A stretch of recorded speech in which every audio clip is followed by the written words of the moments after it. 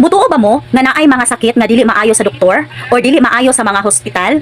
Hello guys, mag-istorya na sad ta no. So, ako mutuo gyud ko para nako, mutuo ko nga naay mga sakit nga dili gyud kaya ayohon sa usa ka professional no nga doktor. Okay. So, kini nga mga sakit gitawag no sa ato ang batang healer og espiritual nga sakit. Sama ani. Tanawan ninyo ni nga video guys. Kapusa, anak. Sige, kapusa. Sige, kalayaw. Pasukin ang tayo ninyo. Pasukin. Pasukin. Ayaw ni mo? Ayaw. Ang ano isong ka? Ditawagan ako. Senyor, santo ninyo. Pasukin. Natigwa kilat. Oh, pasaylo ha. Di na mabalik ha.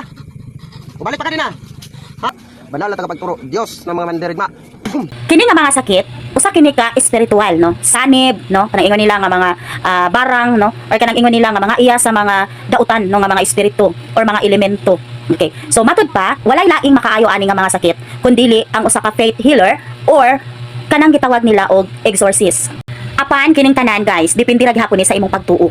Na kay pagtuo nga mamaayo ka sa imong balatian, pinaagi sa usa ka faith healer or bisan sa usa ka exorcist no, pinaagi kanila nga mamaayo ka tungod kay gigamit sila sa atong labang makagagahom nga maoy makaayo nimo, mamaayo gyud ka sa imong sakit. So katong mga nangandoy diha og kaayuhan no, labi na gyud katong taod-taod na nga naganto sa ilang mga sakit nga wala gyud sila naayo sa hospital. So kung naa man gani tay chance no nga makahimamata ta og usa ka faith healer no, so why not no, try ta taman sa ato ang mahimo no.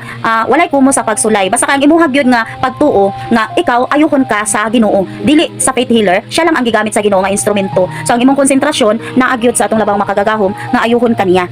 Dili ta maghukom no, ang labang makagagahom lang ang naay katungod nga maghukom. Ayuhon ta sa atong mga balatian, pinaagi sa atong pagtuo ug hugot nga pagampo sa atong Ginoo.